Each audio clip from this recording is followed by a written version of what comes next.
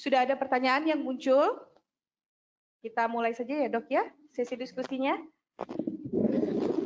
Pertama untuk dari Wiwit Ida Cahyani, izin bertanya dok, untuk skeletal muscle injury dengan manifestasi nyeri.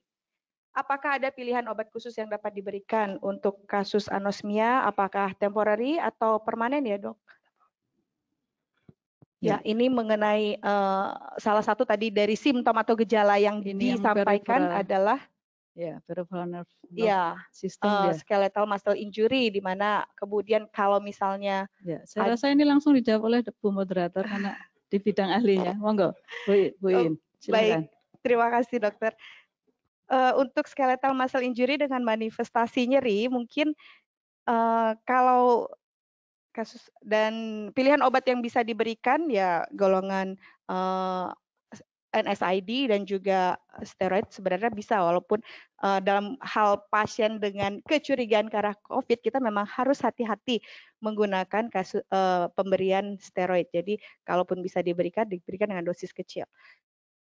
Untuk kasus anosmia apakah temporary atau permanen? Nah, ini juga sebenarnya membutuhkan satu studi lebih lanjut, apakah karena sampai sekarang kita pun belum menemukan adanya pasien-pasien yang dengan gejala anosmia atau ya itu masih harus didiskusikan lebih lanjut dan diamati, karena kemungkinan permanen mungkin kecil ya dok ya, temporary bisa tergantung kerusakannya sih memang ya.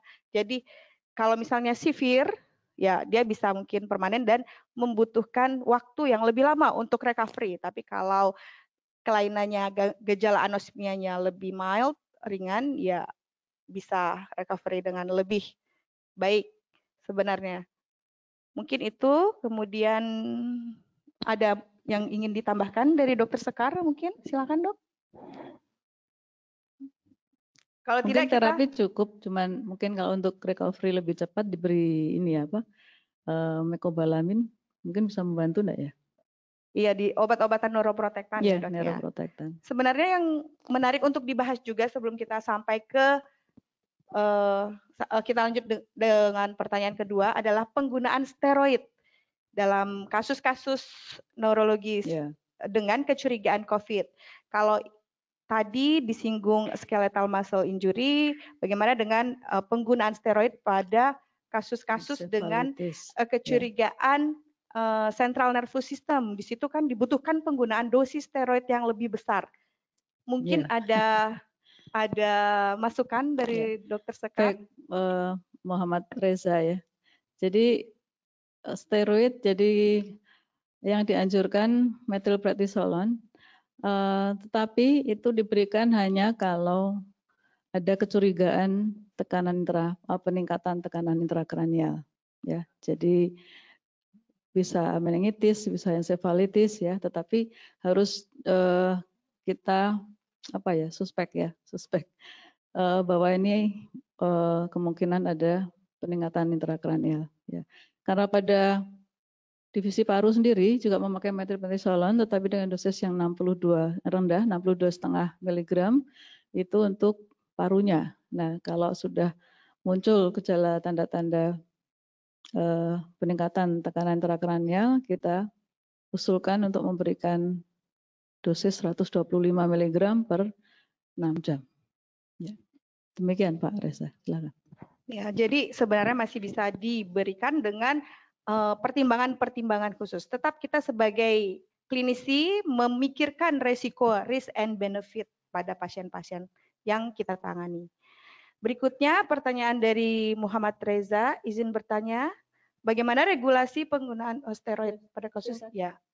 Kemudian ya ini menjawab tadi ya dok ya, sekalian ternyata.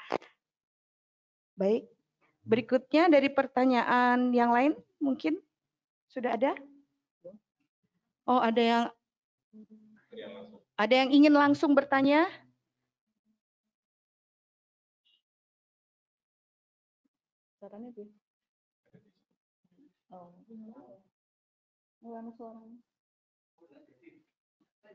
Oh, nggak jadi. Masih malu mungkin.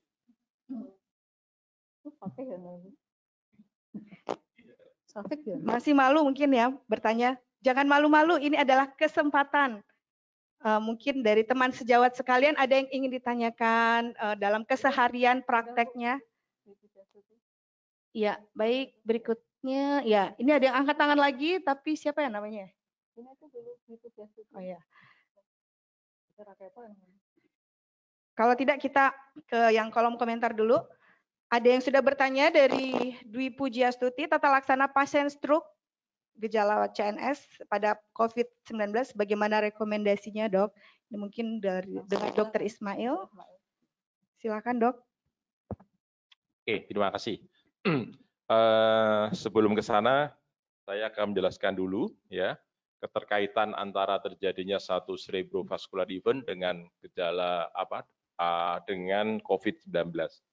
Seperti tadi sudah jelaskan pada waktu presentasi yang dilakukan Dr. Sekar tadi, ya, bahwa terjadinya satu trombosis yang menyebabkan satu cerebrovascular event itu ada 3 mekanisme. Yang pertama adalah coagulable state, peningkatan coagulable state. Yang kedua adalah wall injury, dan yang ketiga adalah velocity atau aliran darah yang mulai perlambatan.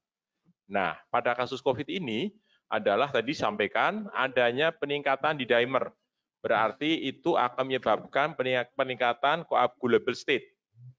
Yang kedua adalah wall injury oleh karena adanya infeksi ya pada endotel. Nah, kemudian terbentuk trombus. Ya, jadi di sini khas ya seperti arteritis, vaskulitis yang menyebabkan satu trombus. Nah, kalau kita terkait dengan bagaimana tata laksana pada pasien stroke ini, tentunya kalau itu adalah trombus, material trombus akut yang disebabkan oleh 2 hal tadi, baik endothelial injury maupun coagulable state, tentunya penata laksananya adalah penata laksanaan seperti stroke akut tanpa kita tetap harus melaksanakan kaidah-kaidah pelaksanaan manajemen dari COVID itu sendiri. Artinya COVID juga dilakukan satu manajemen dari infeksinya, stroke-nya atau gejala cerebrovascular event-nya juga dilakukan bersamaan ya pada pasien tersebut. Jadi kita tidak dewe-dewe ya sendiri tidak. Nah, jadi seperti itu.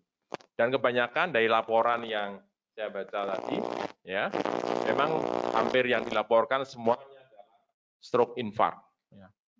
Yang di Wuhan itu bukan ada satu perdarahan ya, ada satu perdarahan dari kebanyakan dari 20 sekian tadi itu. Ya.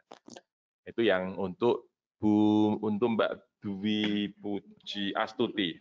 Kemudian yang kedua di bawahnya Ya, terima kasih dokter. Tadi mungkin sudah menjawab ya untuk Mbak Dwi Pujiastuti mengenai tata laksana pasien stroke pada COVID-19, ternyata yang lebih banyak itu adalah stroke infarct. Berikutnya pertanyaannya masih terkait stroke, dokter.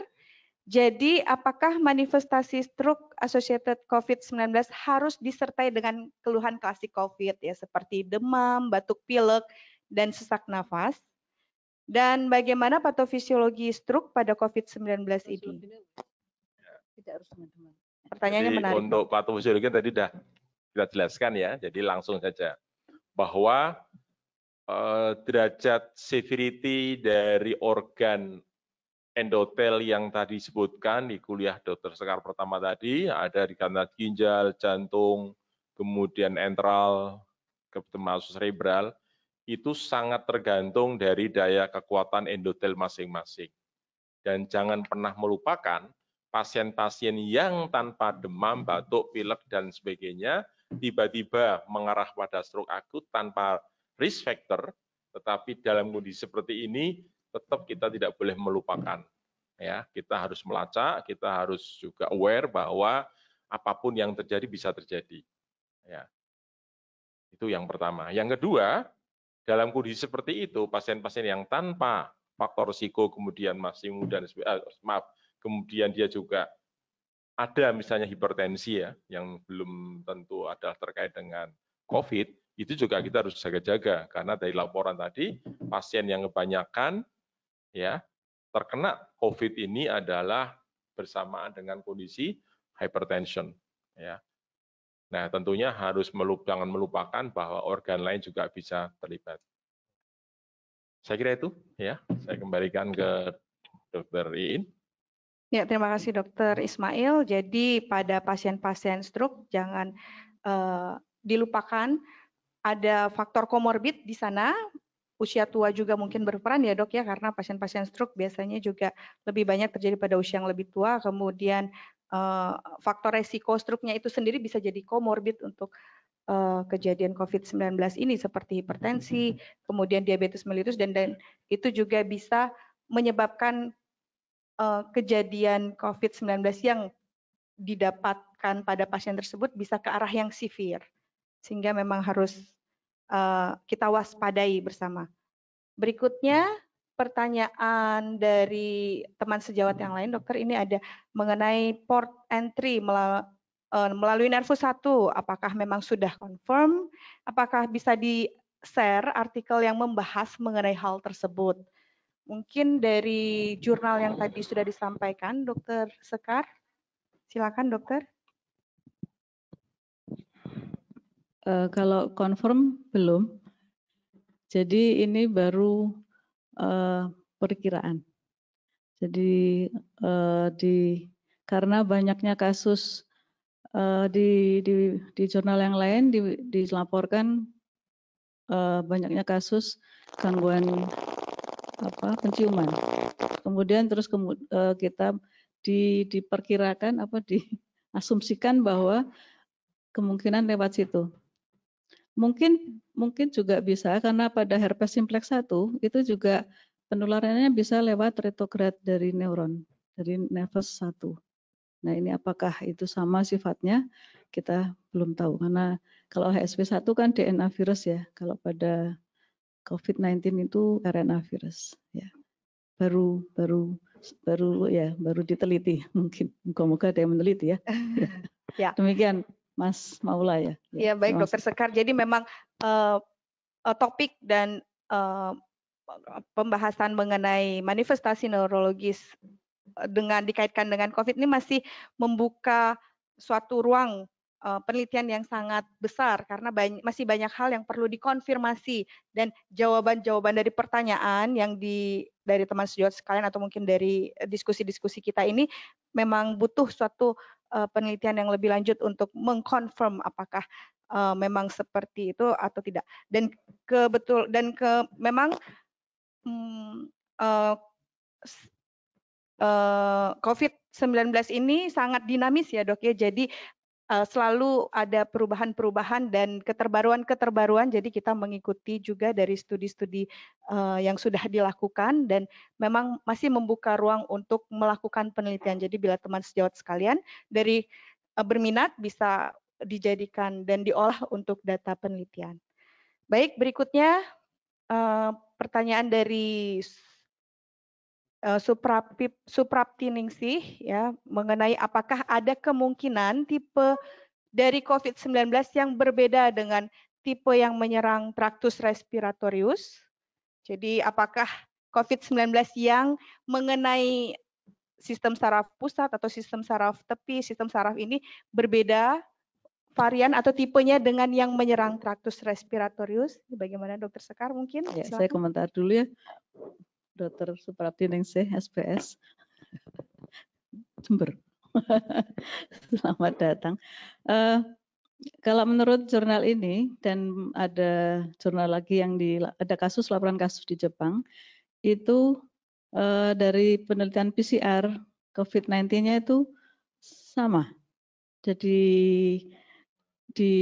yang di paru, yang di nasofaring ya, swab nasofaring dan juga di LCS itu didapatkan dari hasil PCR ya, itu sama COVID-19-nya. Nah, apakah ini di semua tempat sama? Kita belum tahu juga. Ya, mungkin sesuai Bu Iin tadi sebagai moderator menyampaikan bahwa ini masih akan berkembang terus karena kasus demi kasus mulai memunculkan gejalanya yang lengkap. Ya. Demikian Pak Ismail, ada tambahan? Jadi betul yang disampaikan Dr. Sekar tadi ya. Cuma jangan lupa bahwa ini kan satu spesies dari virus ini kan macam-macam ya. Saudaranya ini kan ada sekitar 30-an ya. Yang sangat terkenal itu adalah HCO/HCOV NL63, kemudian SARS-CoV yang menyebabkan SARS dan SARS-CoV-2 yang menyebabkan COVID-19. Nah, di sini untuk yang COVID-19 ini dilaporkan berdasarkan satu pemeriksaan PCR tadi sampaikan bahwa sama ya. Nah, tapi yang sangat menarik bahwa untuk central nervous system ya, bekas-bekasnya tadi yang dalam bentuk satu mRNA tadi itu ternyata dijumpai pada daerah-daerah tertentu di otak yang predileksinya tertentu. Batang otak sukanya di situ, striatum dan korteks. Ini saya nggak tahu kenapa kok paling banyak adalah di daerah tersebut. Mungkin itu. Ya. Ya, terima kasih Dr. Ismail. Berikutnya pertanyaan dari semoga tadi jelas ya Dr. Supraptiningsih mengenai apa yang sudah disampaikan oleh Dr. Ismail dan Dr. Sekar. Berikutnya pertanyaan dari Fitri Az-Zahra. Assalamualaikum. Jadi Mbak Fitri ini dokter umum di Palembang dan yang ingin ditanyakan adalah bagaimana tindakan sebagai dokter di layanan primer memberikan terapi pada pasien tanpa gejala tipikal namun menunjukkan gejala manifestasi skeletal muscle. Jadi mungkin pasiennya Dr. Fitri ini menunjukkan gejala-gejala nyeri-nyeri otot seperti itu, tidak ada gejala tipikal ke arah COVID, batuk, demam atau sesak nafas mungkin tidak ada, hanya menunjukkan gejala manifestasi skeletal muscle. Yang ditanyakan bagaimana kemudian terapinya, bagaimana Dr. Sekar? Sebelum terapi mungkin ke arah ini ya, langkah-langkahnya dulu. Ya, jadi mungkin sebelum terapi mungkin kita bisa Ya, memastikan dulu ya. Ya. Silakan Dokter Sekar. Ya. Sebagai di layanan terdepan ya, Dokter Puskesmas itu layanan terdepan, garda depan. Yang jadi pada saat kita menemukan kecurigaan atau kasus ya di zaman pandemi ini, di era pandemi ini kita tetap harus hati-hati. Nah, yang standar dilakukan adalah pemeriksaan laboratorium darah rutin dan foto toraks. Puskesmas bisa foto toraks enggak ya? Bisa ya? Bisa lah ke tetangga ya, ke tetangga. Ya, bisa, Dok. Tapi darah rutin bisa ya. Jadi yang diperlukan adalah tadi sel darah putih.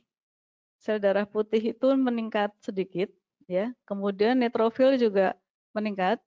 Tetapi limfosit itu turun, sangat turun ya. Jadi limfosit mungkin leukosit mungkin naiknya tidak seberapa ya. Kan biasanya yang naik adalah neutrofil. Tapi leukosit secara keseluruhan kalau pada pneumonia itu di bawah 4.000. Ya, pada kasus ini memang harus cek darah rutin, limfosit akan turun. Nah, kemudian kalau bisa cek yang lain, kreatin kinase, CK, itu bagus sekali untuk menegakkan adanya skeletal muscle injury ini. Kalau hanya nyeri otot biasa, kreatin kinase tidak naik. Jadi misalnya ya nyeri otot habis kerja bakti gitu ya, itu kan pegel ya, itu kan nyeri otot juga.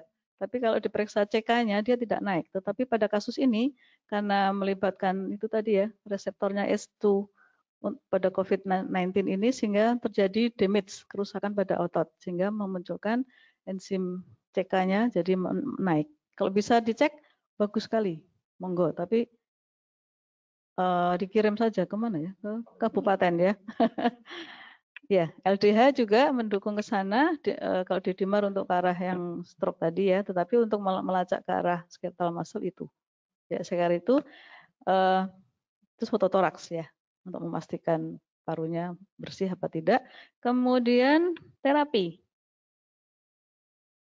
terapi pada pasien tanpa gejala tipikal namun menunjukkan gejala manifestasi skeletal muscle. Setelah diperiksa pemeriksaan tadi, laboratorium dan fototoraks, silakan diberikan saja analgetik ya, biasanya NSAID ya, misalnya yang gampang meloxicam atau natrium diklofenak ya. Tetapi harus dievaluasi juga. Jadi karena perjalanan penyakit ini bisa dalam minggu ketiga itu baru muncul gejala. Ya, jadi tetap dimonitor pasiennya, nyeri otot, kalau bisa mungkin malah 3 hari sekali disuruh kontrol saja. Karena untuk demi amannya ya, di zaman era seperti ini kita perlu waspada ya. Pasien juga kadang-kadang kan cuma nyeri otot aja gitu ya. Tapi kita harapkan mereka lebih diberi pengertian juga. Ya, jadi pada kasus-kasus COVID ini yang ada penelitian yang melaporkan bahwa ada 6 kasus itu yang satu kontak dengan penderita COVID selama 2 hari, itu munculnya gejala baru muncul setelah minggu ketiga. Jadi sekarang 7 hari lagi, hari ke-21 baru muncul. Terus ada juga yang hanya kontak 1 kali saja, itu minggu ketiga muncul. Ada juga yang kontak 1 kali saja, pada minggu kedua dia kontak itu muncul gejala COVID yang khas. Kemudian yang lebih ada juga yang tidak ada kontak, tidak ada gejala. Jadi pada minggu ketiga PCR swab nasofaringnya positif COVID-19. Ya, jadi memang ini luar biasa.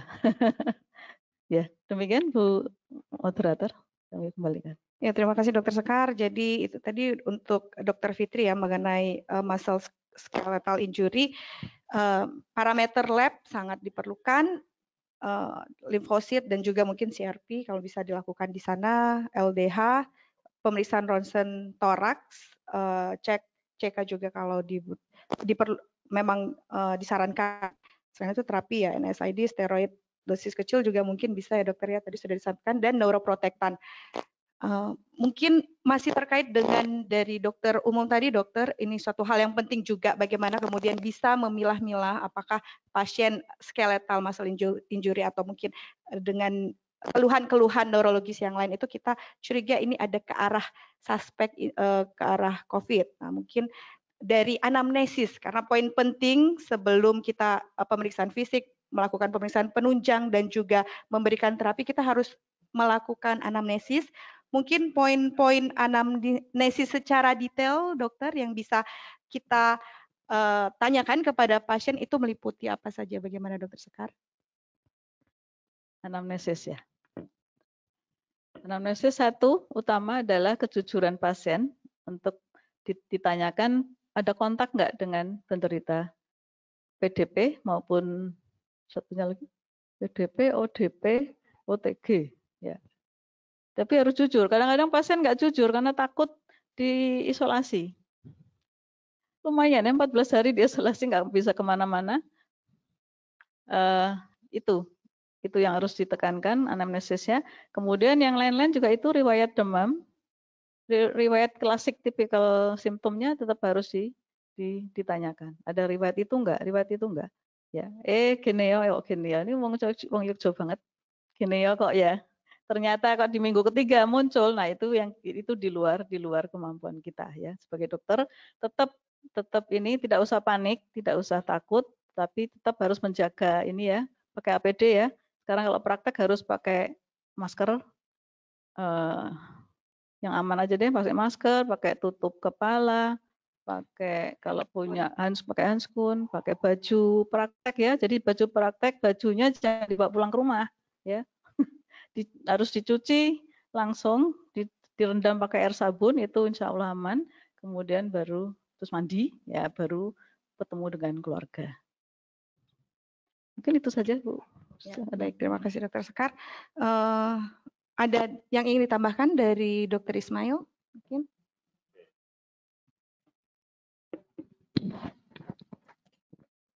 Nah, ini tadi mengenai meningitis tadi ya, yang muncul tanpa gambaran swab dari yang pertama negatif ya, kemudian yang kedua dari LCS positif. Ini sangat menarik ya. Berarti ada sesuatu predileksi utama yang terlewatkan, tetapi langsung masuk ke dalam, artinya dia langsung menembus satu brain barrier. Nah, ada dua hal di sini yang harus diperhatikan. Ya. Pertama, pada pasien-pasien yang rentan, yang memang blood-brain barrier sudah terbuka. Ya, jadi pada pasien tersebut, tight junction-nya itu sudah mengalami satu rupture. Biasanya pada pasien-pasien degeneratif, disease pada diabetes, hipertensi, elderly, ya itu sudah sangat rentan. Jadi sangat mudah terjadi satu perburukan akibat satu kondisi yang tanpa harus melalui dari kondisi klasik, yaitu satu infeksi paru. Ya, sudah ada laporan memang yang disampaikan oleh Dr. Indra ini, saya pernah baca ini. Nah, yang kedua yang juga harus kita perhatikan, ya, pada pasien-pasien yang central nervous system infection oleh karena infeksi, oleh karena virus, itu harus selalu kita perhatikan bahwa pada pasien-pasien infeksi seperti ini, justru perburukannya bukan satu kondisi kerusakan secara total ya, parenchymal of cerebral, tetapi adalah satu peningkatan tekanan intrakranial yang sangat tiba-tiba yang menyebabkan hidrocephalus sehingga pasien dalam kondisi TIK meningkat itu bisa fatal. Nah, artinya kepada dokter yang merawat kemudian ada kecurigaan satu infeksi intrakranial, jangan pernah melupakan pemeriksaan yang mengarah kepada satu peningkatan tekanan intrakranial karena itu adalah satu entry point menuju suatu fatalitas akibat dari infeksi tadi yang menyebabkan hidrocephalus. Mungkin itu, Dr. Iin. Ya, baik. Terima kasih Dr. Ismail. Dr. Ismail tadi menjawab pertanyaan dari teman sejawat Indira Effendi, di mana menanyakan mengenai manifestasi klinis meningitis dengan COVID. Hasil saat dilakukan swab tenggorok hasil negatif SARS-CoV-2, namun dilakukan LCS analisis ditemukan hasil SARS-CoV-nya positif. Nah, tadi sudah disampaikan mengenai kemungkinan menembus brain blood barrier, kemudian juga mengenai manifestasi COVID-nya juga mungkin bisa dijelaskan dokter, manifestasi COVID pada CNS dan PNS mungkin bisa dibedakan atau tidak, dan dari dokter sekaligus menjawab juga dokter pertanyaannya serangkaian soalnya dok, mengenai kemungkinan lumbal fungsi lumbal dokter. Untuk klinis yang terdata di jurnal ini dan yang sistem saraf pusat itu tadi ada dizziness, headache, nyeri kepala, kemudian penurunan sadaran, dan acute cerebrovascular disease, ataxia, dan seizure. Ya. Jadi dizziness itu melayang, ya, seperti jalan melayang, seperti vertigo tapi belum vertigo.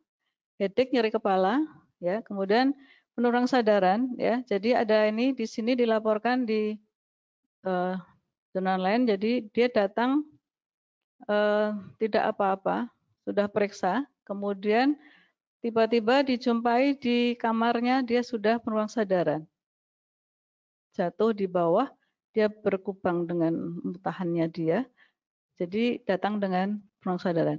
Kemudian stroke.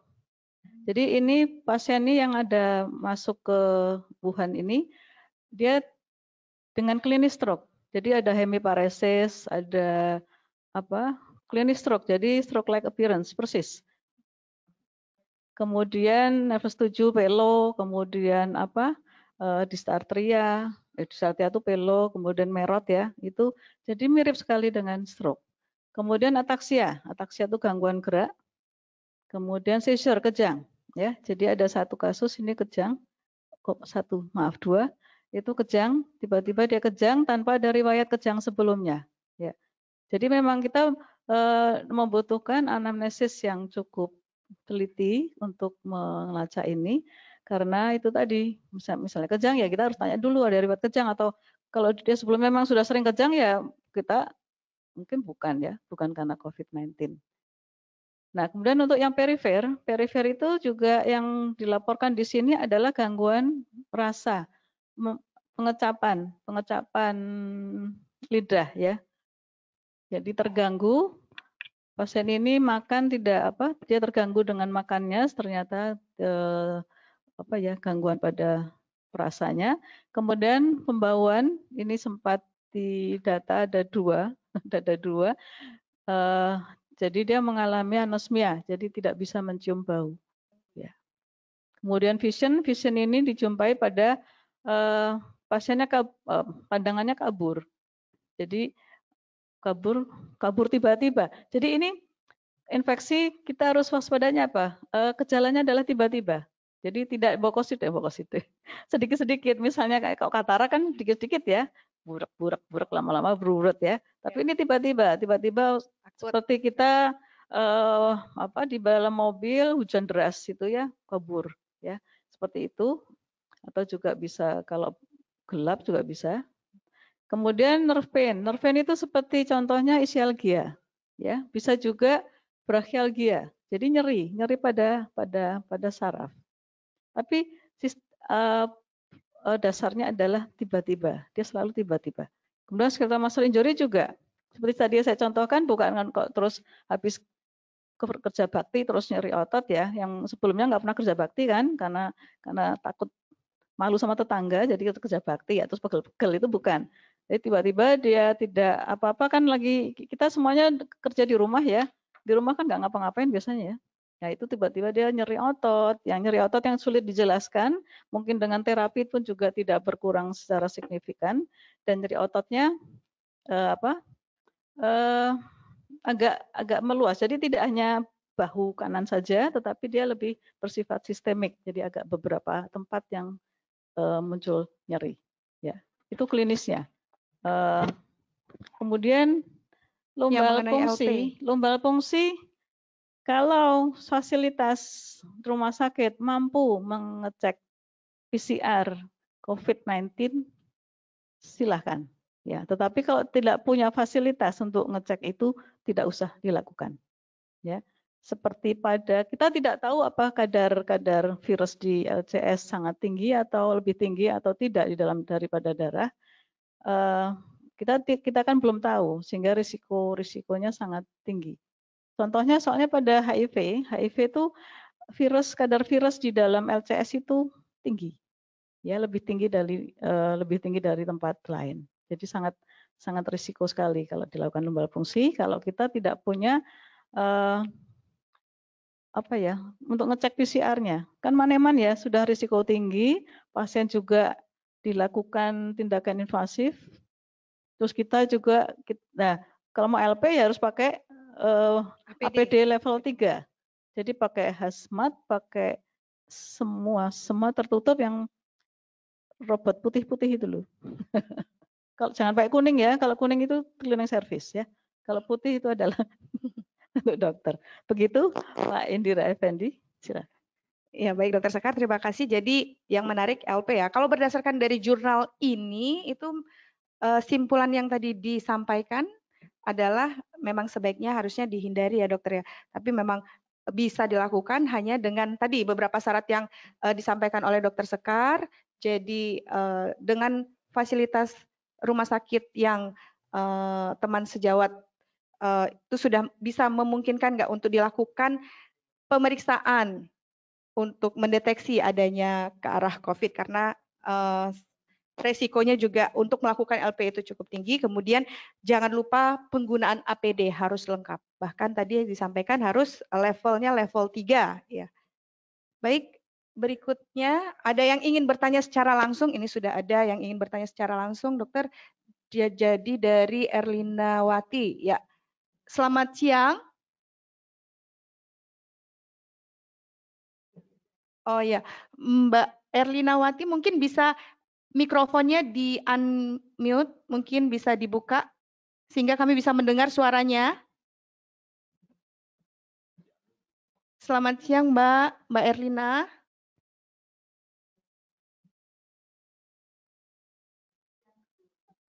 Ya, ternyata ada lagi yang lain ya Mbak. Ya. Oh, ada yang lagi yang ingin bertanya nih. Mas Hanifudin Aksan Fikri. Ya, mungkin bagi teman sejawat yang ingin bertanya, jika ingin bertanya bisa speakernya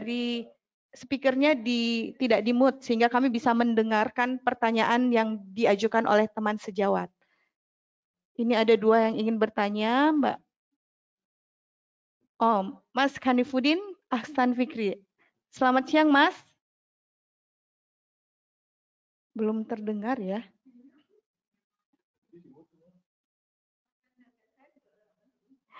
Ya, sekali lagi bagi teman sejawat yang ingin bertanya secara langsung kepada 2 narasumber yang hadir pada webinar kali ini, bila ingin bertanya secara langsung, silakan untuk speakernya dinonaktifkan dulu sehingga kami bisa mendengarkan apa yang suaranya dari teman sejawat sekalian.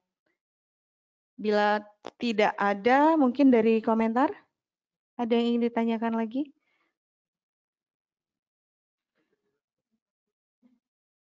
Ya. Masih ada yang ingin bertanya?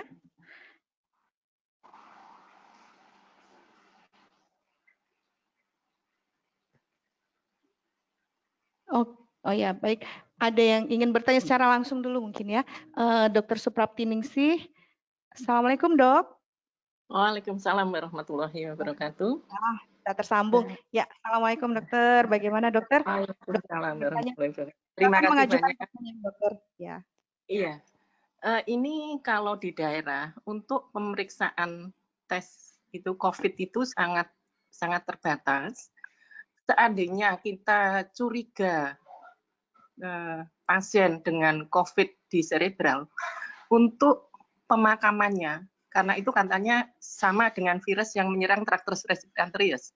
Apakah pemakamannya itu harus sesuai pemakaman COVID atau bagaimana? Terima kasih. Terima kasih, Dokter. Jadi ini bertanya mengenai protokol pemakaman pada pasien-pasien dengan kecurigaan COVID dan manifestasinya manifestasi neurologis. Baik, mungkin Dokter Ismail bisa menjawab. Silakan, Dokter.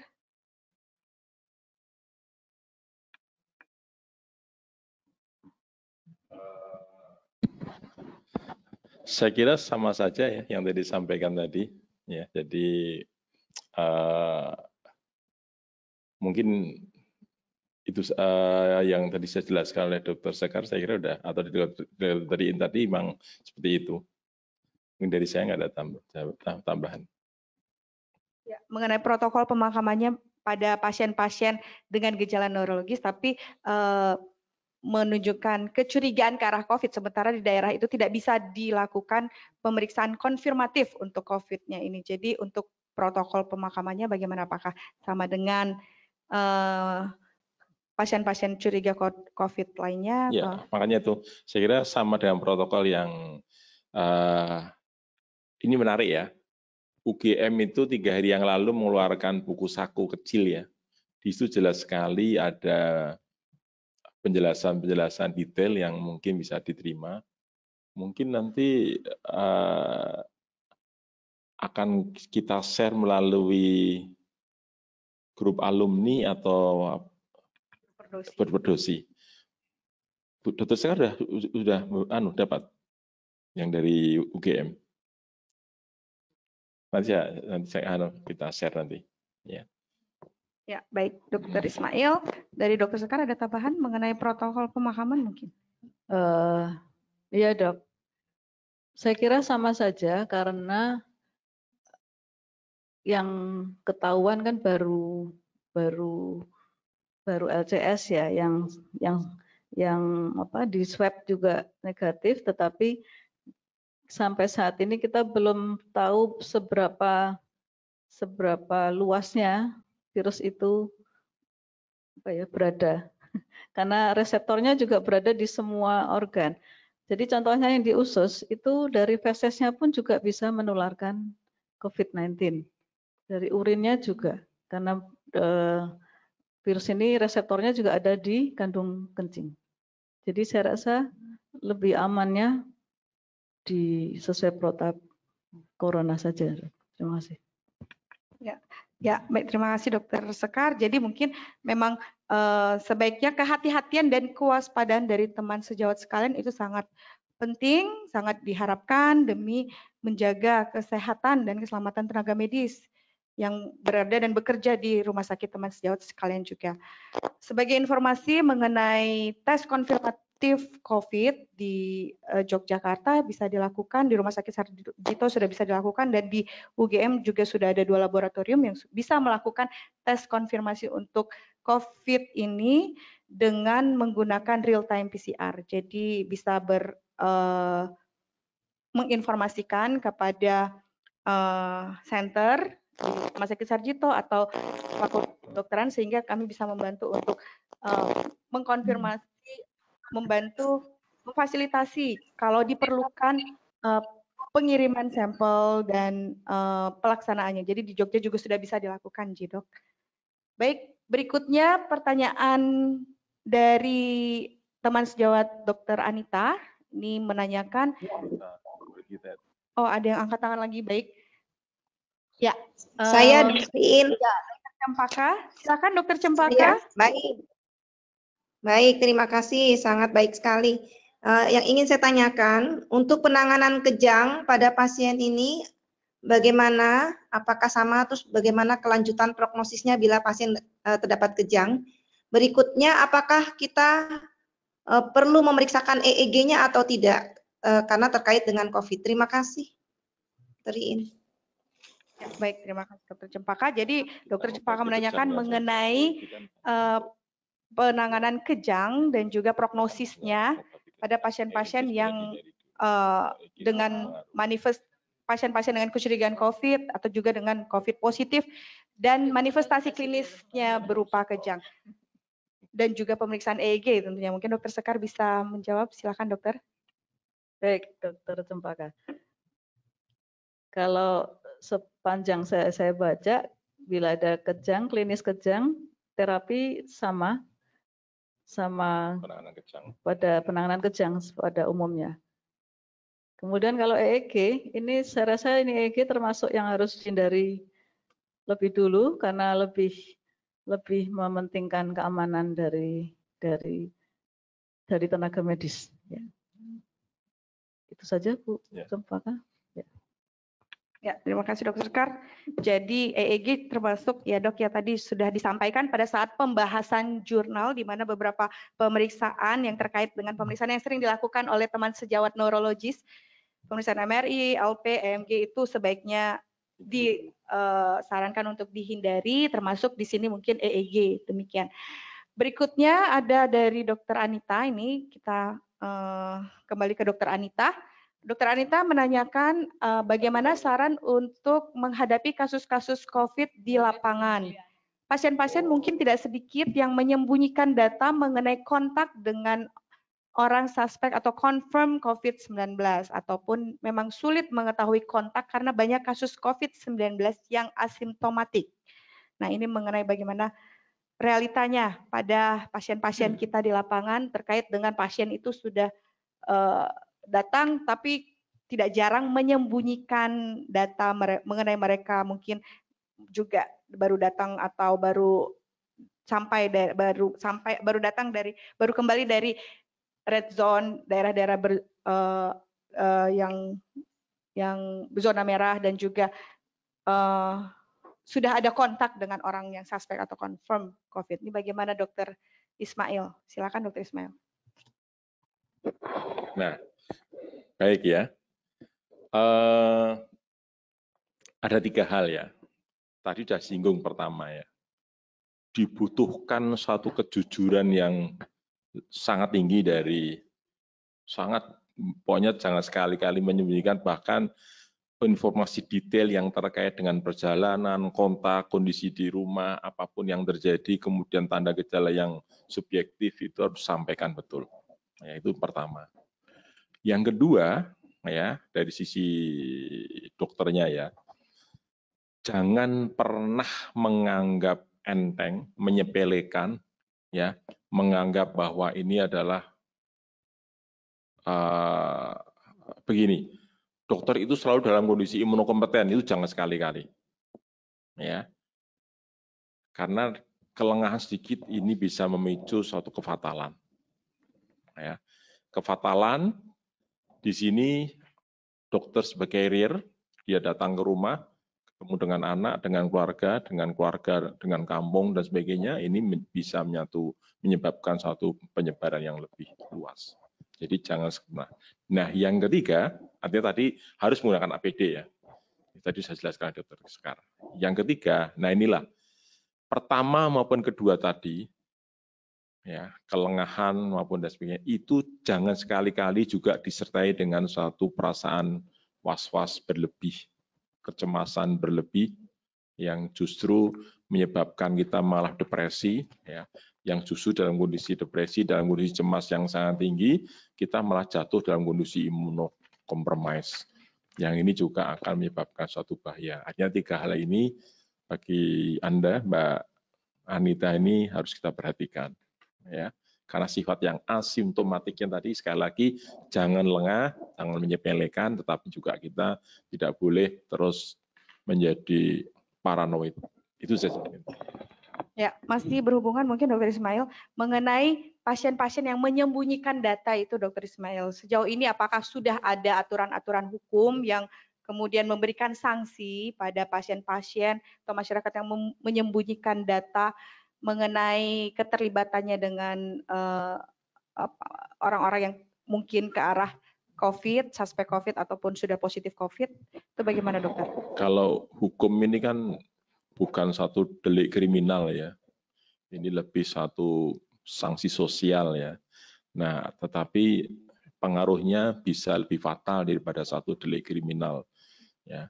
Kalau ini satu penyembunyian data yang bisa berakibat mortalitas maupun morbiditas, ini kan akibatnya lebih fatal. Nah, di sini tentunya sekali lagi ya, kejujuran itu betul-betul. Nah, yang jadi masalah kadang-kadang adalah bagaimana dengan orang-orang yang mengalami, jadi begini, demensia, orang yang mengalami gangguan penyakit yang terkait dengan masalah kesulitan kita mengeksplorasi suatu informasi, bisa juga terjadi. Nah, ini juga kepandaian kita. Ya. Bisa juga orang yang tiba-tiba mengalami demensia, ya. Tadi kan sampaikan stroke tadi itu. Ya, gangguan munculnya demensia. Katakan dia barusan pulang dari Jakarta di daerah yang merupakan epicentrum. Nah, tentunya sulit terkuak. Nah, ini juga diperlukan. Nah, ini maaf ya. Yang terakhir adalah adanya pendampingan keluarga yang tahu tentang kondisi sebenarnya, itu juga perlu. Mungkin itu ya. Baik, terima kasih dokter. Jadi peran keluarga juga diharapkan di sini. Jadi kalau pasien-pasien dengan kecurigaan ke arah gangguan sistem saraf pusat, terutama cerebrovascular, even ada gangguan kognitif, gangguan memori, jadi kita tidak bisa mengharapkan data langsung dari pasiennya. Bisa saja pasiennya karena penyakitnya jadi lupa, jadi kita bisa melakukan anamnesis dari keluarga. Jadi pandai-pandai kita mengeksplorasi, melakukan anamnesis pada pasien dan keluarga, ya dokter. Mungkin demikian. Dokter Anita. Berikutnya ada ini dari Dokter Yudianta, ingin menanyakan mengenai penjelasan dari Dokter Ismail, apakah nitrogliserin atau vasodilator bisa bermanfaat untuk stroke infark karena inflamasi tersebut. Nah, ini bisa disampaikan mungkin Dokter Ismail. Baik, Dokter Yudianta ya. Kalau inflamasinya dipotong, mohon penjelasan apakah nitrogliserin atau vasodilator bisa bermanfaat untuk stroke, infark. Kalau dipotong, kalau itu adalah terkait dengan kardial adalah ya bermanfaat kalau dipotong ya. Tapi di belakangnya adalah ada inflamasi. Apalagi kalau di belakangnya lagi adalah inflamasi oleh karena COVID. Nah, ini yang akan saya jelaskan sedikit ya, bahwa ACE2 ini itu adalah suatu enzim yang merupakan berfungsi sebagai entry point, membawa masuknya ya berkembangnya, ya replikasinya virus RNA ini, kemudian dia akan melakukan penggandaan diri dan sebagainya sehingga akan masuk ke dalam tubuh secara menyeluruh. Utamanya adalah melalui endotel, ya. Nah, endotel yang disukai adalah endotel-endotel yang tentunya karena mRNA di sini adalah endotel-endotel yang kaya protein, ya, yang terkait cepat sekali terjadi satu distribusi protein. Nah, tentunya adalah endotel-endotel tadi di enteral, pembuluh darah, ya, di otak, di jantung, di paru, ya, itu adalah daerah-daerah yang disenangi. Nah, yang kedua bahwa sebagai protein transmembran, S2 ini tadi saya sampaikan sebagai entry point utama ke dalam sel untuk beberapa virus, utamanya adalah coronavirus, ya. Baik itu adalah SARS-CoV yang menyebabkan SARS maupun SARS-CoV-2 sebagai penyebab COVID-19. Nah, tadi saya sampaikan bahwa peningkatan ikatan protein S, ya, terhadap SARS-CoV maupun SARS-2, ya, yang disebabkan karena adanya peran dari ACE2 tadi, ya, yang ada pada permukaan endotel, ini akan menyebabkan, ya, peningkatan rilis dari endositosis, ya, yang dihasilkan oleh endotel tadi. Nah, endositosis inilah yang nanti selanjutnya akan merusak, ya, endotel secara keseluruhan, ya.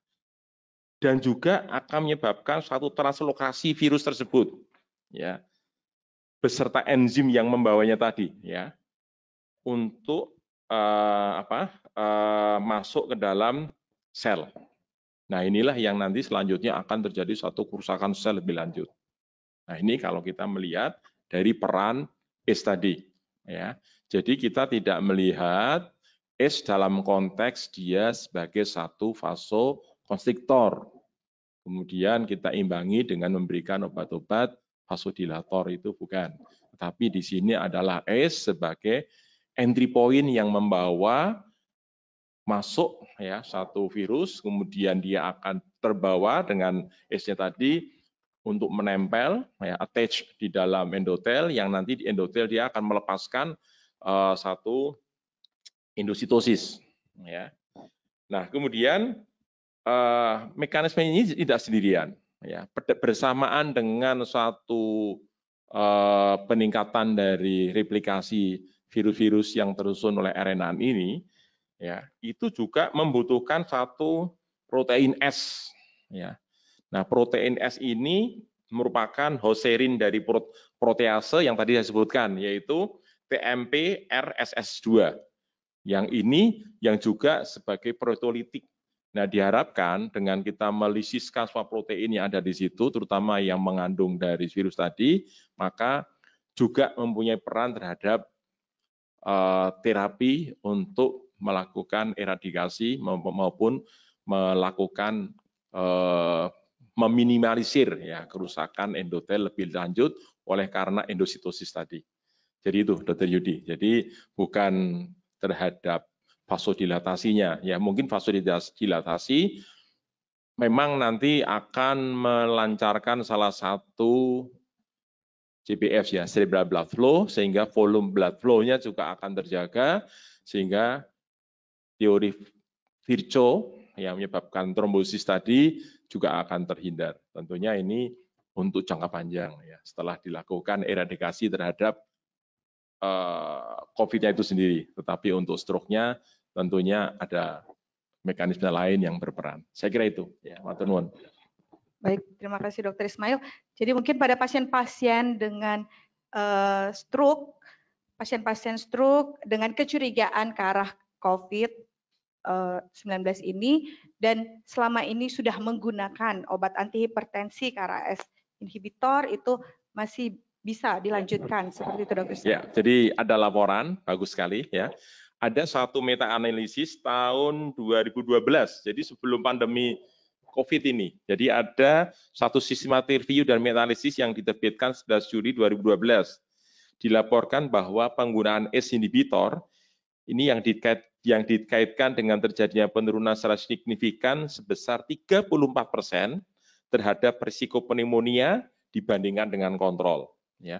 Selain itu, risiko pneumonia juga berkurang pada pasien yang diobati dengan ACE inhibitor yang berisiko tinggi terkena pneumonia, khususnya pada pasien stroke dan gagal jantung. Ini luar biasa ini. Dari tahun 2012, jadi 8 tahun yang lalu sebelum ada isu ini, ternyata sudah ada laporan dari systematic review peran ACE inhibitor ini untuk mencegah terjadinya pneumonia. Nah, sekarang lebih jelas lagi ternyata karena seperti itu terjadinya. Artinya 8 tahun yang lalu sudah ada satu systematic review. Terima kasih. Baik, terima kasih Dr. Ismail. Semoga menjadi lebih jelas, terutama dalam bila teman sejawat ingin melakukan terapi yang terkait dengan antihipertensi ACE inhibitor pada pasien-pasien dengan kecurigaan COVID. Ya, berikutnya pertanyaan dari Dr. Putu Gede Sudira di sini menanyakan mengenai manifestasi klinis neurologi pada pasien dengan COVID-19 dibedakan ke dalam 3 kelompok berdasarkan studi Mao et al. 2020. 3 kelompok besar, gejala dan patologi di sistem saraf pusat, gejala dan patologi di sistem saraf tepi, dan gejala muskuloskeletal. Nah, pertanyaannya bagaimana kita kemudian memastikan hubungan manifestasi neurologi dengan patofisiologi COVID-19 yang terjadi pada pasien adalah hubungan kausalitas atau sebatas koinsiden.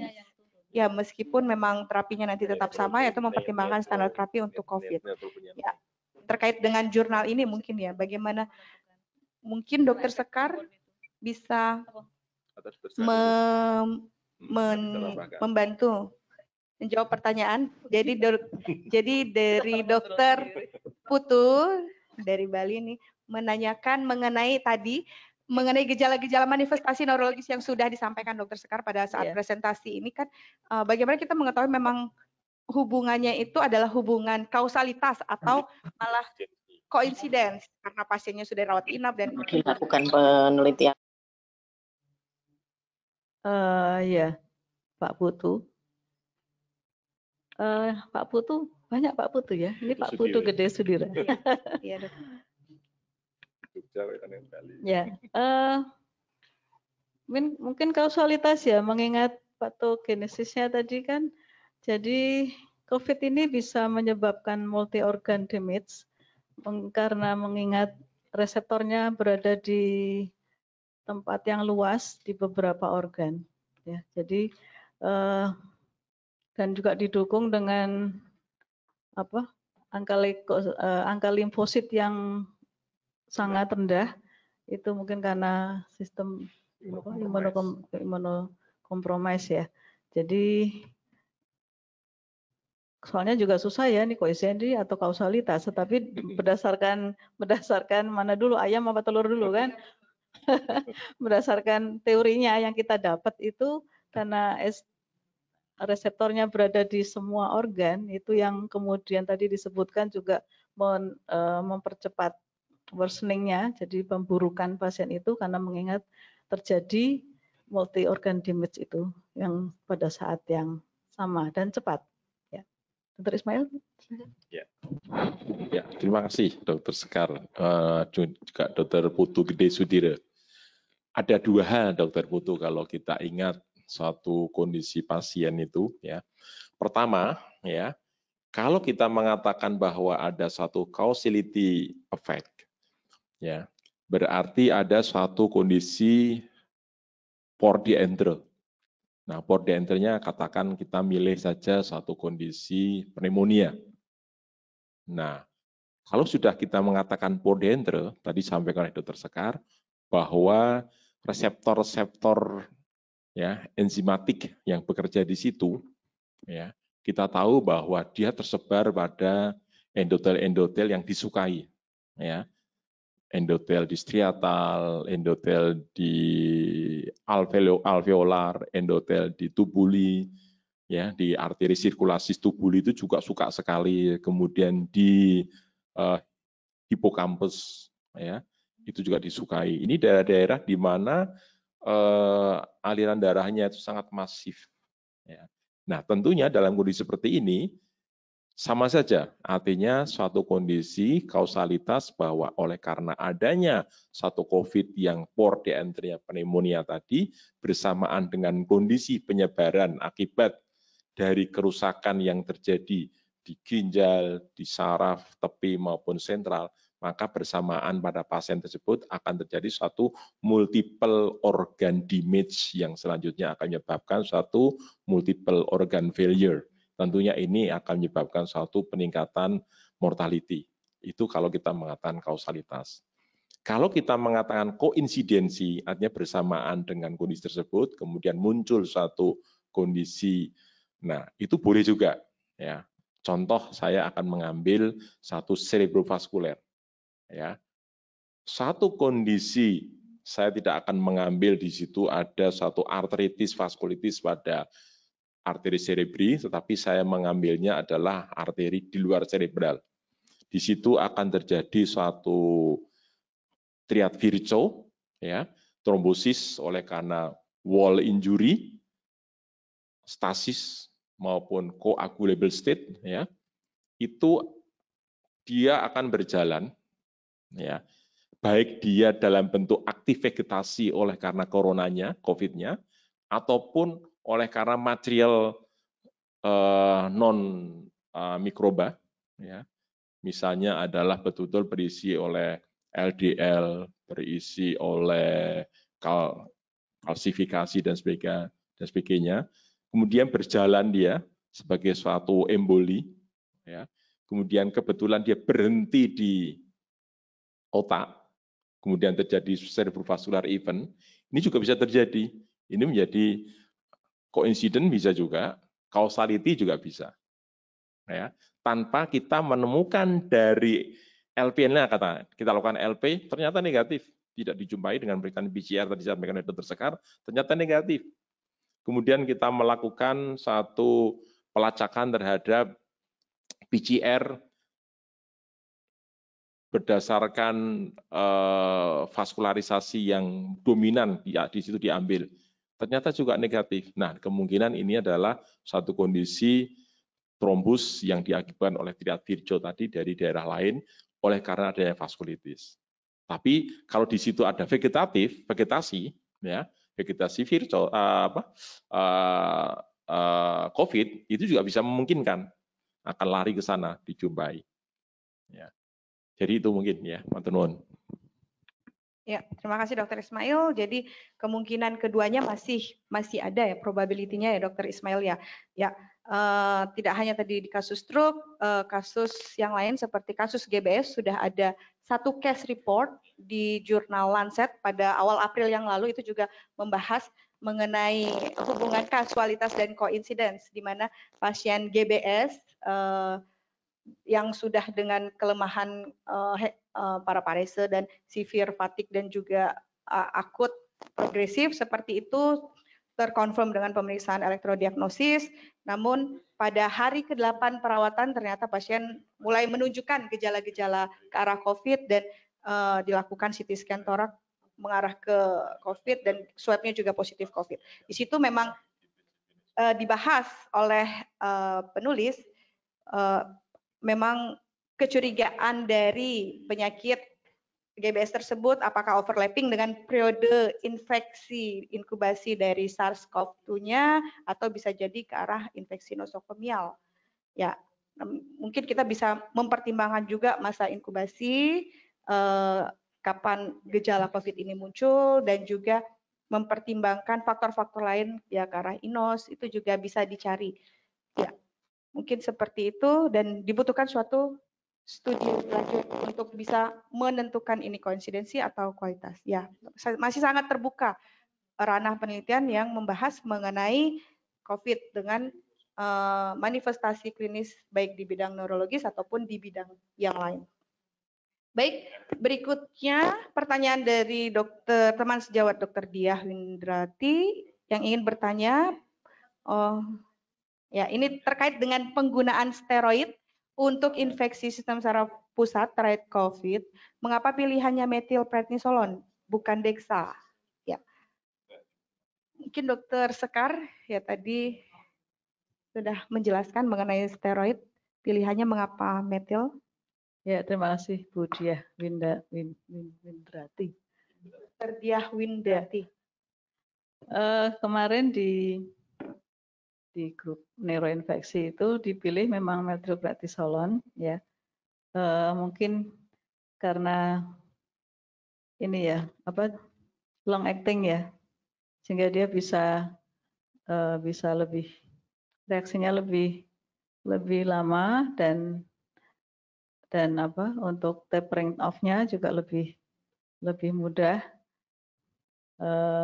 Mungkin itu ya, karena kemarin juga diskusinya hanya pendek saja. Semoga benar. Jadi pilihannya di situ karena lepas jangka panjang reaksi faktor daya bukan lepas lambat itu loh. Jadi dia reaksinya bisa bisa lebih lama. Kalau Dexa itu short acting ya, lebih cepat reaksinya pada itu. Mungkin untuk keamanan dari parunya juga saya tidak begitu tahu persis ya. Itu saja Bu. Ya, semoga bisa menjawab Dr. Diah. Yang jelas pilihannya lebih disarankan penggunaan metilprednisolon bukan ke arah Dexa. Berikutnya pertanyaan dari Dr. Desin ini mengenai apabila ada kasus-kasus neurologi dengan PDP, apakah neurologis tetap sebagai DPJP atau mungkin beralih ke teman sejawat yang lain? Ya, ini kasus mengenai DPJP. Dr. Ismail mungkin bisa menjawab, Dok, mengenai siapa yang akan menjadi leader, terutama dalam merawat pasien-pasien dengan kasus neurologi dan PDP.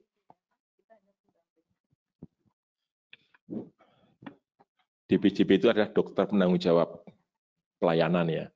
Artinya di sini kita jangan terjebak di dalam satu administratif care management, bahwa itu adalah dalam kasus tertentu menjadi WWA, tetap rebutan, dalam kasus tertentu akan dibuang-buang, itu tidak. Ya, artinya di sini begini, di BJP dalam hal ini kita lihat penanggung jawab itu dalam konteks itu adalah penanggung jawab yang terkait dengan individual terhadap pasien.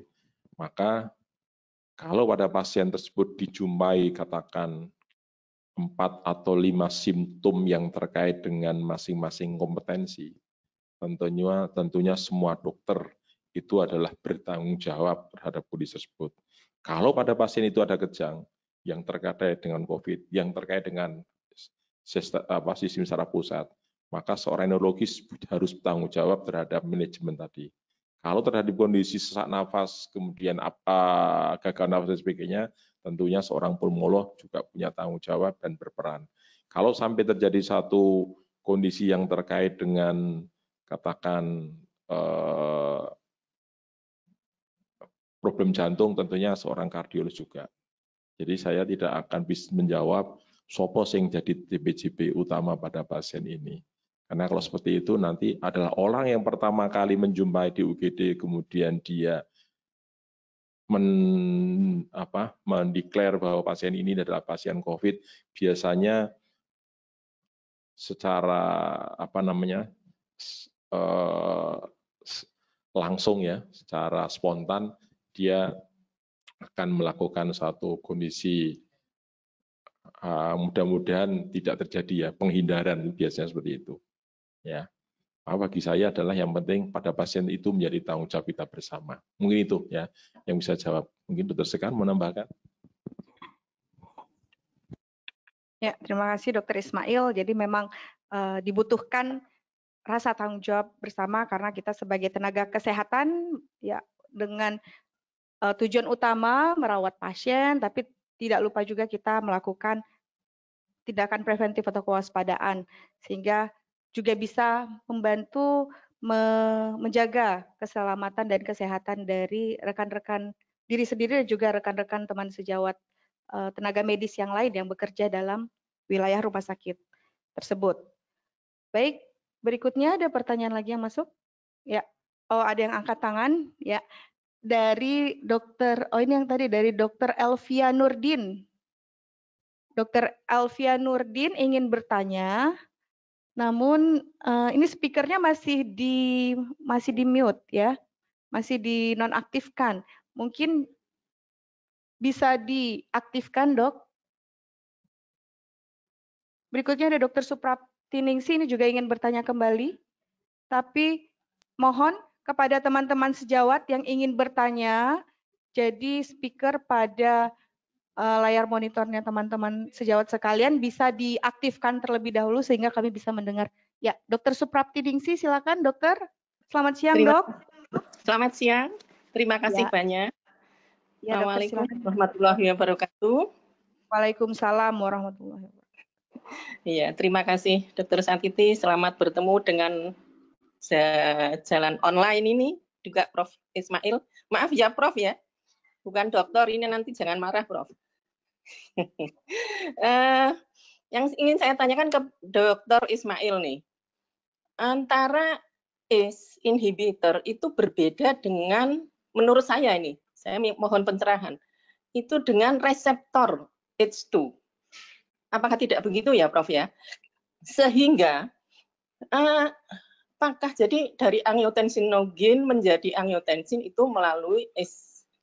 Tapi kalau reseptor ACE2 itu apakah ada hubungannya? Terima kasih.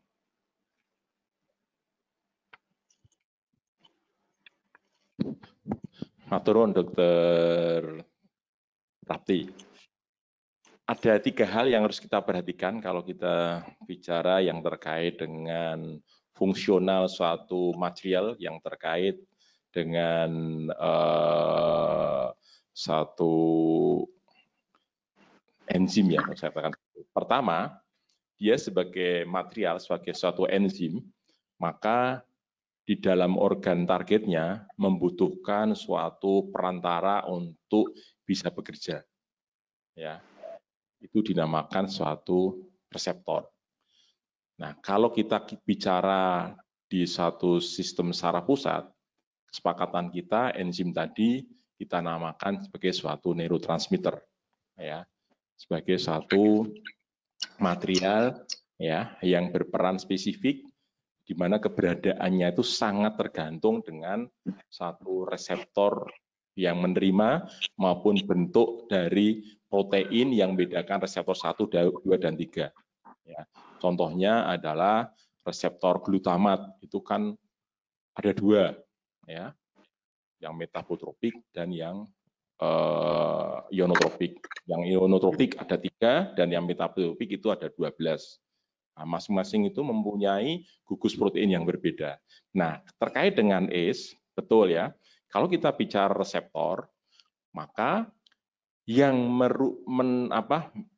bekerja dia nanti di dalam konteks terkait dengan aktivitas dia terhadap vaskuler, berarti dia adalah membutuhkan satu reseptor yang nanti akan mengaktifkan. Maka di sini dikatakan bahwa satu ACE ya akan bisa aktif merubah angiotensin 1 menjadi angiotensin 2 ya, itu oleh karena adanya satu ACE tadi ya. Nah, tetapi ya angiotensin 2 ini ya di dalam bekerjanya ya itu sangat tergantung dengan reseptor yang nanti akan menerimanya. Sehingga dikatakan di sini sebagai angiotensin reseptor. Nah, cara bekerja untuk membloknya dinamakan juga sebagai angiotensin reseptor blocker, karena ini 2 adalah angiotensin 2 reseptor blocker. Nah, jadi yang diblok itu adalah aktivitas reseptor atau aktivitas protein yang membentuknya. Jadi itu Dokter Prapti, ya, memang berbeda kalau kita mengatakan seperti itu. Jadi artinya reseptor ini adalah suatu material protein ya yang nanti akan menghantarkan hingga aktifnya suatu material utama baik dalam bentuk enzim kalau itu adalah di non cerebral atau non nerve ya, tetapi kalau kita bicara di dalam kaitannya adalah sistem saraf maka kita namakan sebagai neurotransmitter. Jadi mengatakan Dr. Suprapti, matur nuwun. Maaf, Dokter Ismail, ada sambungan kalau boleh. J. Boleh Halo. silakan dok. J, monggo. Saya pernah membaca bahwa yang paling itu bisa ke sana itu irbesartan. Apakah demikian? Oke, matur nuwun sanget. Jadi makaten is itu sampai hari ini turunan pertama yaitu ada losartan. Itu masih mempunyai sifat ya gagal untuk mendegradasi bradikinin. Sehingga bradikinin meningkatnya luar biasa. Sehingga hampir mirip dengan ACE inhibitor utama. Sehingga menyebabkan batuk itu ya. Adiknya namanya adalah setelah losartan adalah kandesartan. Kandesartan ini sudah tidak mempunyai sifat seperti induknya. Tetapi efek vasodilatornya adalah minimal. Sehingga ini sangat bagus untuk pasien. Ini di luar COVID malah ya, nggak apa ya? Berapa ya? Saya minta izin dulu dengan moderator, boleh? Ya mungkin agak cepat. Ya, dipercepat dokter. Ya udah. Oh ya. Sehingga bagus untuk stroke. Yang ketiga itu adalah irbesartan. Ya, irbesartan itu memang paling bagus ya untuk kasus-kasus karena dia ternyata juga mampu mempengaruhi entry point. Nah, ini yang terkait dengan COVID. Ya, entry point ya. Itu masih memungkinkan. Ini meta analisis tahun 2012 ya. Ini juga menggunakan irbesartan. Kemudian telmisartan, oh ya, telmisartan adiknya, kemudian dan sebagainya itu tidak lagi. Jadi itu mungkin Dokter Prapti, monggo. Ya, matur nuwun. Nggih. Tapi ini sekalian Dokter Ismail ada yang masuk pertanyaan mengenai penggunaan golongan obat ini sudah tadi dijelaskan ya untuk Dokter Resa. Untuk dari Dokter Diah Utari, apakah ada tempat untuk pemberian antitrombotik pada stroke infark yang disebabkan oleh COVID-19? Bagaimana dok? Oke, antitrombotik artinya di sini adalah bukan bukan anti agregasi ya, tapi adalah trombolitik ya. Ingat ada 3 hal pada pasien-pasien yang kita pertama adalah tegak dulu adanya suatu stroke. Dengan defisi neurologik kita abaikan apapun penyebabnya. Ya, kita tegakkan dulu stroke. Ya, 2, penuhi dulu ya kriteria inklusi. Kurang dari 3 jam, tidak ada tanda perdarahan, tegak bahwa itu adalah stroke infark, ya, tidak ada tanda-tanda dalam 3 bulan yang lalu pernah mengalami warna besar dan sebagainya. Yang ketiga, ya, jelas bahwa penyebabnya itu onsetnya jelas, artinya jangan bangun tidur, mau terjadi serangan, kita nggak ngerti kawan-kawan. Nah, kalau 3 itu terpenuhi, kita abaikan COVID-19, maka pemberian trombolisis adalah ada tempatnya. Baik, berarti ada tempatnya ya Dokter Ismail ya. Baik, soalnya ada satu pertanyaan lagi nih yang masuk, mungkin karena waktunya sudah mendekati hampir habis, tinggal 7 menit lagi. Pertanyaan yang terakhir sebenarnya dari Dokter Maula Gaharu, baik, sebenarnya manifestasi neuro yang terjadi akibat respon imun berupa inflamasi karena adanya badai sitokin atau akibat jumlah virusnya seperti halnya pada HIV dan lain-lain. Bagaimana Dokter Sekar mungkin, bagaimana Dokter Sekar? Manifestasi neurologi itu terjadi akibat ya badai sitokin atau jumlah virus. Ya, terima kasih Pak Maula. Yang jelas belum tahu ya. Karena penelitiannya juga belum banyak, tetapi bahwasanya terjadi respon imun badai sitokin itu iya, itu terjadi juga. Sehingga apakah seperti HIV atau bukan, terus terang kami belum tahu. Silakan Pak. Ya, memang yang ditakutkan salah satunya adalah contoh ya kita memberikan obat-obat imunostimulan yang berlebih itu bisa juga berefek negatif justru akan terjadi suatu badai sitokin. Ya. Namun demikian juga kita harus tahu pada sitokain ini kalau kita perhatikan ya imunokompromis itu nanti bahaya itu. Tapi kalau dalam imunokompeten kita harus ingat ya, harus di dalam tubuh kita itu ada keseimbangan antara TNF alpha dengan interleukin 6 ya. Itu semuanya ada bersifat pro-inflamasi. Yang kedua adalah TNF beta dengan interleukin 10 itu adalah anti-inflamasi.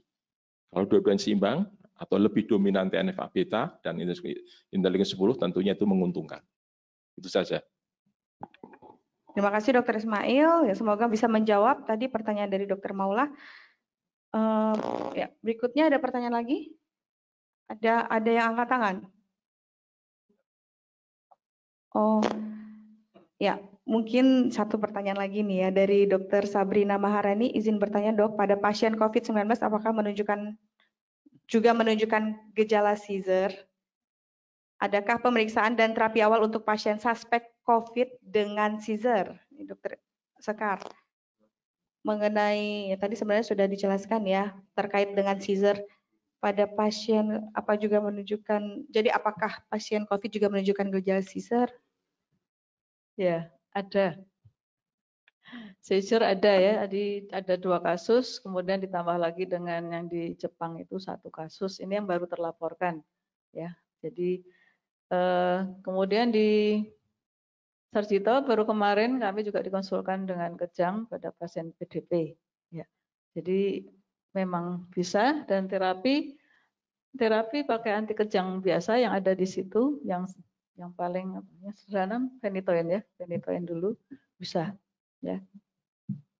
Itu sekaligus menjawab pertanyaan dari Dr. Adisa ya dok ya, terapi kondisi yang lebih beresiko mengalami kejang, bagaimana penanganannya? Risiko tidak ada. Artinya risiko untuk COVID-19 itu tadi ada riwayat kontak, kemudian riwayat penyakit sebelumnya, misalnya ada komorbiditas yang mengganggu korteks cerebral, nah itu bisa kemudian menjadi pemicu. Ya. Kemudian keluar skeletal tanpa peletus, ya, pertanyaan dari dokter yang terakhir ini mungkin ya dok. Dari mengalami perbaikan. Ya, pasien keluhan skeletal mengalami perbaikan. Perbaikan nyeri ototnya ya kan, tapi jangan lupa cek limfositnya, dicek ulang, kemudian kalau bisa kreatin kinasa juga dicek. Kalau itu bagus tidak masalah. Ya, silakan dilanjutkan sebagai nyeri otot biasa, bukan COVID-19. Ya, terima kasih. Ya, baik, terima kasih. Terima kasih banyak Dr. Sekar, Dr. Ismail. Ya, kita tahu bersama bahwa kasus COVID ini secara nasional cukup banyak jumlahnya. Terakhir kemarin sudah dilaporkan total kasus positif ada sekitar 4.800 kasus, kemudian total kematiannya ada 459 kasus, dan total sembuhnya 426, di mana angka total kematian jauh lebih banyak daripada total yang sembuh. Sekitar 9,5% dari total kasus yang positif. Artinya apa? Artinya angka ini lebih besar dari rata-rata mortality rate yang dikeluarkan oleh WHO 3,4%. Untuk Indonesia ini cukup besar, 9,5%. Artinya banyak orang yang mungkin masih underdiagnosed atau mungkin under test, belum dites.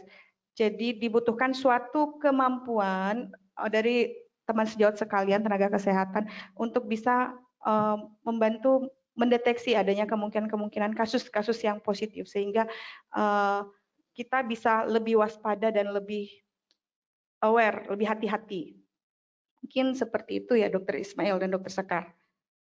Terima kasih banyak kepada Dr. Ismail dan Dr. Sekar, sejawat sekalian, para dokter spesialis saraf di seluruh Nusantara, dan juga teman sejawat di bidang lain yang mungkin akan menerima pasien COVID pertama kali, perlu diwaspadai gejala-gejala klinis neurologis yang tadi sudah banyak dibahas oleh kedua narasumber, yaitu adanya gangguan di sistem saraf pusat berupa dizziness, headache, sakit kepala, gangguan kesadaran, ataksia, dan seizure, juga di keluhan sistem saraf tepi berupa adanya gangguan penciuman, gangguan perasa, gangguan penglihatan, dan nyeri otot skelet.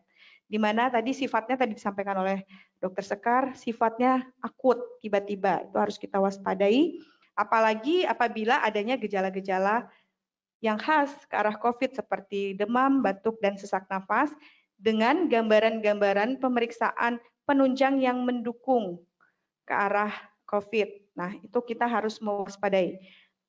Anamnesis yang detail dan lengkap sangat penting untuk kita lakukan, demikian juga pemeriksaan-pemeriksaan sederhana, tadi pemeriksaan darah dan juga ronsen toraks, itu penting untuk dilakukan.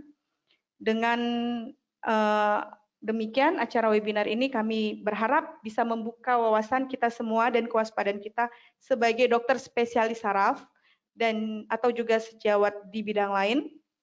Karena di masa sekarang penting bagi kita untuk bisa mewaspadai dan membuktikan apakah pasien kita tersebut merupakan pasien COVID-19 atau bukan, demi kesehatan semua tenaga medis yang merawat pasien. Baik, terima kasih kepada kedua narasumber. Terima kasih banyak Dr. Ismail, Dr. Sekar, dan kepada seluruh sejawat yang sudah ikut serta bergabung dalam acara webinar ini. Kami dari Perdosi terus mengingatkan untuk tetap jaga kesehatan, tetap waspada, demi kita bisa tetap melakukan pelayanan kesehatan kepada masyarakat. Terima kasih atas perhatiannya. Semoga acara ini dapat bermanfaat. Kami tutup dengan hamdalah, alhamdulillahirabbil alamin. Assalamualaikum warahmatullahi wabarakatuh.